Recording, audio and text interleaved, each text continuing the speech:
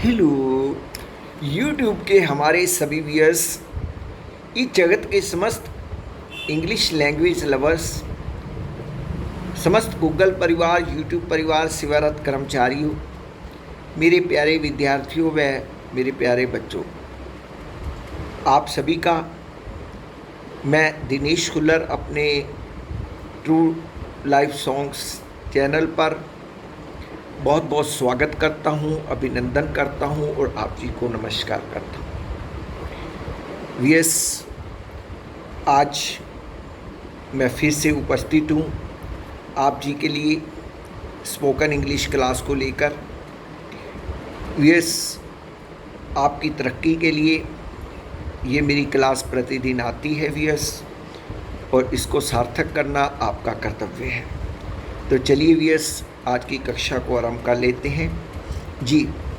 तो वीएस, आज की कक्षा की जो पहली आइटम है वो है वोकैब, सिनोनिम, एंटोनिम्स से रिलेटेड। दो शब्द होते हैं, उसी का ही हम सब कुछ समझते हैं वीएस, उसी की वोकैब हो जाती है, उसी के सिनोनिम्स हो जाते हैं, उसी के एंटोनिम्स हो जाते हैं वीएस। तो यानी एक स्टेप के अंदर वीएस हमारे 3-4 चीज़ें समा जाती हैं वीएस। तो वीएस ध्यान से समझना है इसे। तो वीएस, आज का पहला जो शब्द है वो है आइकॉनिक। Iconic, ICONIC। दोबारा से सुनिए, ICONIC। आइकॉनिक वीएस, ये एक एडजेक्टिव है।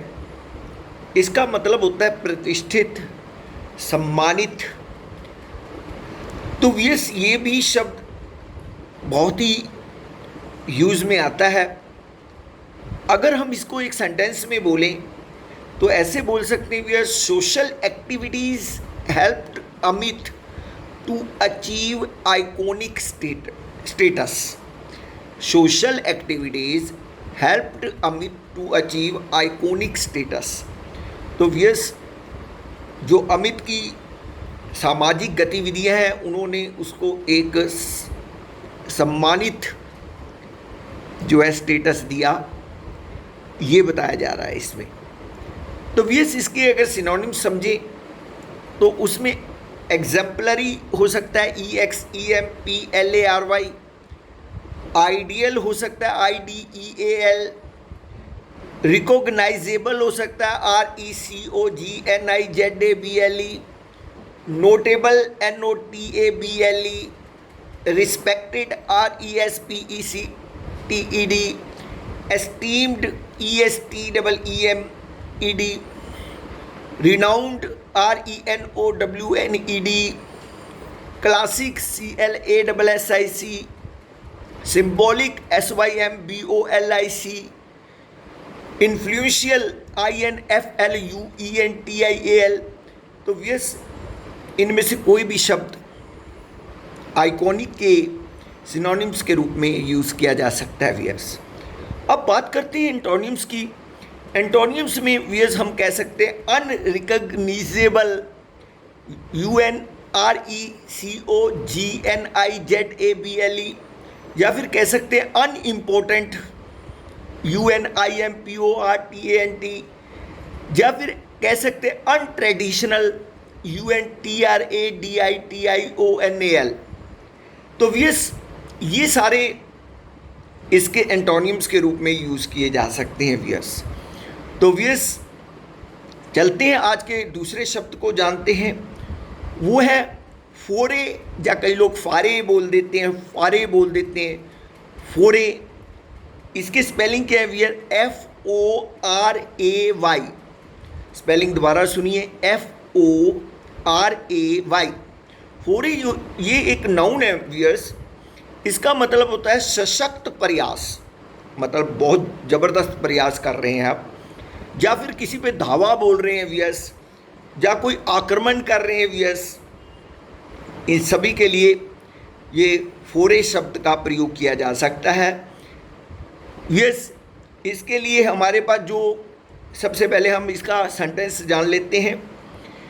His foray into biography is also a resounding success, मतलब कि जो उसका बायोग्राफी में एक सशक्त प्रयास हुआ, उसने उसे बहुत ज़बरदस्त जो है सक्सेस दिलाई। तो व्यूअर्स अब चलते हैं इसके सिनोनिम्स को अटेंड करते हैं। सिनोनिम्स में ये वर्ड्स का प्रयोग किया जा सकता है व्यूअर्स, एक तो रेड RAID, या फिर assault ASSAULT, इन्वेशन INVASION, attack ATTACK, इनकर्सन INCURSION, aggression AGGRESSION। तो व्यूअर्स ये सारे इसके सिनोनिम्स के रूप में प्रयोग किए जा सकते हैं। एंटोनिम्स की बात करें, रिट्रीट कह सकते हैं RET, फ्लाइट कह सकते हैं FLIGHT।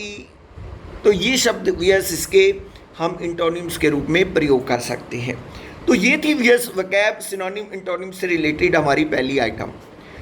तो व्यूअर्स चलते हैं आज की कक्षा की दूसरी आइटम को अटेंड कर लेते हैं व्यूअर्स, वो है हमारे idiom and phrases. Viewers idiom and phrases का भी हमारी स्पोकन इंग्लिश में भी, और व्यूअर्स जो लोग कंपटीशन टेस्ट की तैयारी कर रहे हैं उनके लिए भी, और जो लोग अपनी परीक्षा की तैयारी कर रहे हैं, एकेडमिक एजुकेशन ले रहे हैं व्यूअर्स, उनके लिए भी, सबके लिए ये यूज़फुल है व्यूअर्स। तो व्यूअर्स पहला जो हमने लिया है इसमें, feather in one's cap, feather FEATHER, feather in one's ONE' लगाना है viewers, feather in one's cap. Viewers इसका मतलब क्या होता है, बहुत बड़ी उपलब्धि जिस पर गर्व किया जा सके। व्यूअर्स कोई ऐसी उपलब्धि की बात हो रही है जिस पर आप गर्व करें, जैसे हम कहते हैं the overwhelming victory of the team was feather in the cap for the new manager. तो व्यूअर्स जो नया मैनेजर था उसके लिए ये जो विक्ट्री थी टीम की, ये एक बहुत बड़ी उपलब्धि थी व्यूअर्स, उसने उसका गर्व बढ़ाया एक तरह से। तो viewers feather in one's cap का मतलब हुआ बहुत बड़ी उपलब्धि, बहुत बड़ी अचीवमेंट। तो व्यूअर्स नेक्स्ट है keep option open, keep options open, OPTIONS, options open, keep options open. इसका मतलब होता है मेरे प्यारे बच्चों विकल्प खुला रखना, विकल्प खुला रखना।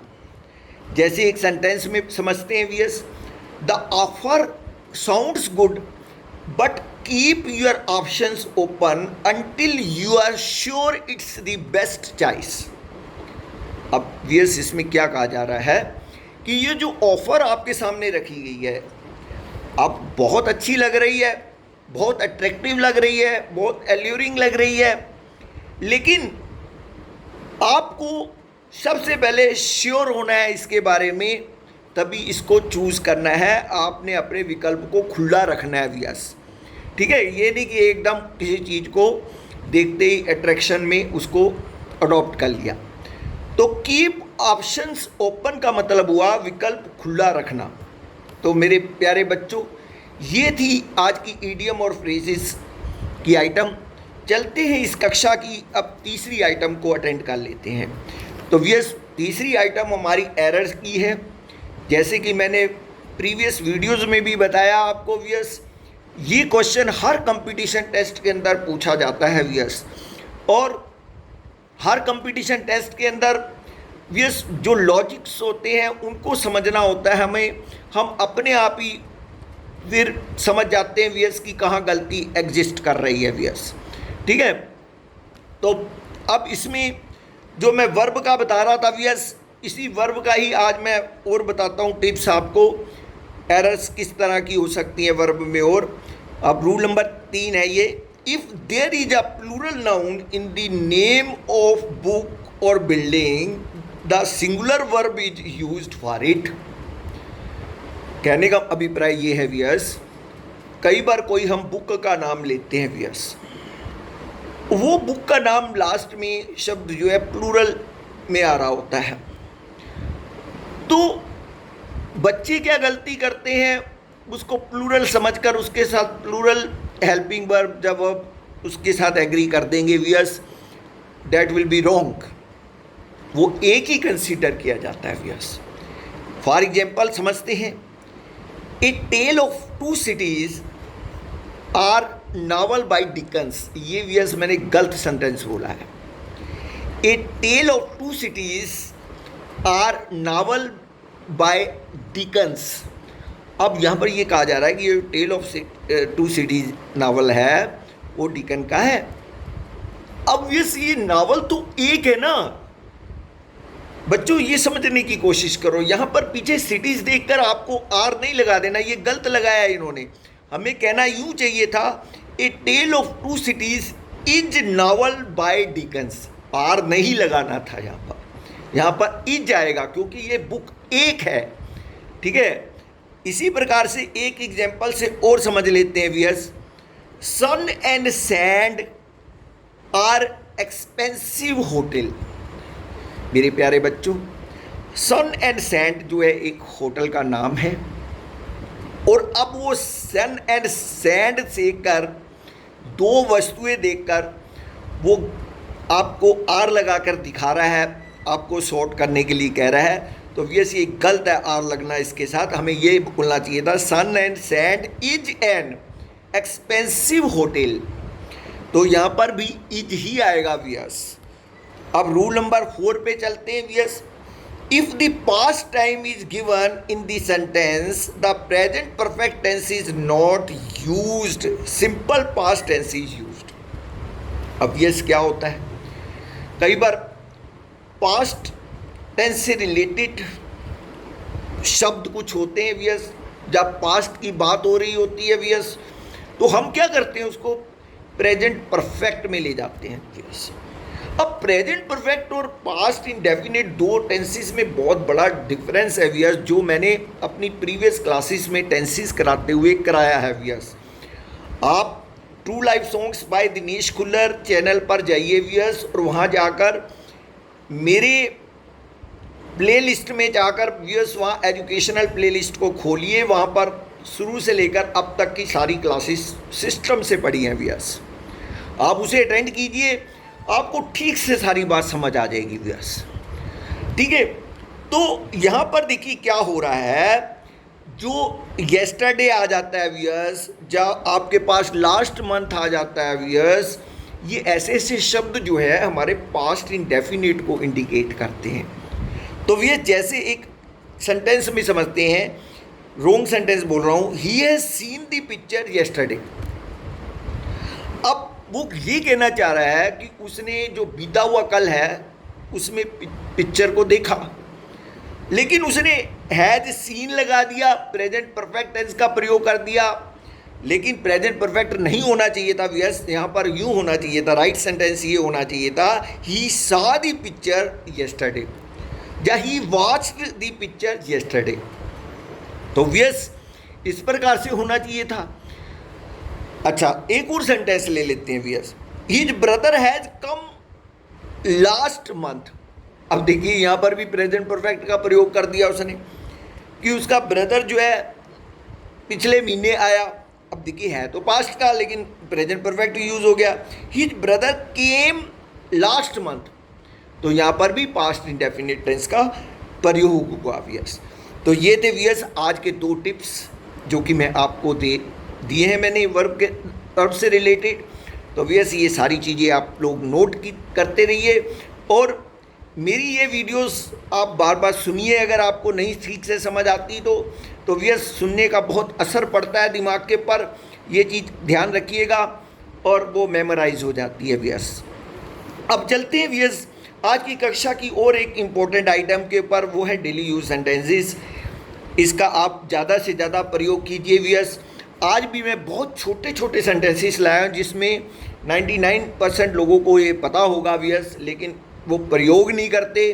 वो जागरूक हो जाएं इसके बारे में, जब भी उनको समय मिलता है वियस इनका प्रयोग करें, और जिनको नहीं पता वो नोट करें वियस।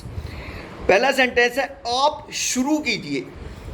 आप शुरू कीजिए, गो अहेड, गो अहेड। तो वियर्स हम कई बार ऐसी सिचुएशन होती है तो हम कभी दूसरे को हम कहते हैं आप यार अपना काम शुरू करो, आप वेट मत करो, गो अहेड। नेक्स्ट है जरा ठहरिए, please wait a bit, please wait a bit. अब यस कई बार क्या होता है कि आप व्यस्त हैं और आपके पास कोई आया और जल्दबाजी कर रहा है तो आप उसे कहते हैं यार ज़रा ठहरिए थोड़ी देर, please wait a bit. Next है कृपया पिताजी को मेरा नमस्कार कहिए।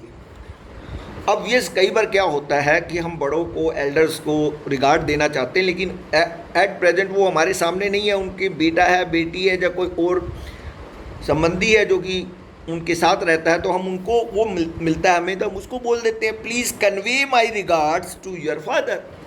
प्लीज़, अब वो बेटा है, हम उसको कह देते हैं please convey my regards to your father. Next है सेंटेंस फिर से कहिए, फिर से कहिए। यस, या तो हम इसे पार्डन बोल देते हैं या प्लीज़ रिपीट बोल देते हैं। तो पार्डन जनरली फ़ोन के ऊपर बोला जाता है जब आवाज़ ठीक से समझ नहीं आती है। यस, प्लीज़ रिपीट कह दीजिए, या नॉर्मली आप बोल रहे हैं तो वहाँ पर भी फ़ोन में भी बोला जा सकता है ये। नेक्स्ट है वो लास्ट सेंटेंस है बाएं हाथ चलो, keep to the left, keep to the left. तो ये थे मेरे प्यारे बच्चों आज के डेली यूज सेंटेंसेस। बहुत इजी लेकर आया हूँ आज, जो कि सभी लोग लगभग जानते हैं, लेकिन इसका अमल बहुत कम लोग करते हैं। व्यस करना चाहिए व्यस, ताकि हमारा जो फ्लुएंसी है वो अच्छी बन पाए। तो व्यस आज की कक्षा इतनी ही। अब मैं दिनेश खुल्लर आप जी से इजाज़त चाहूँगा, कल फिर उपस्थित हो जाऊँगा आपके लिए। जय श्री कृष्णा, राधे राधे।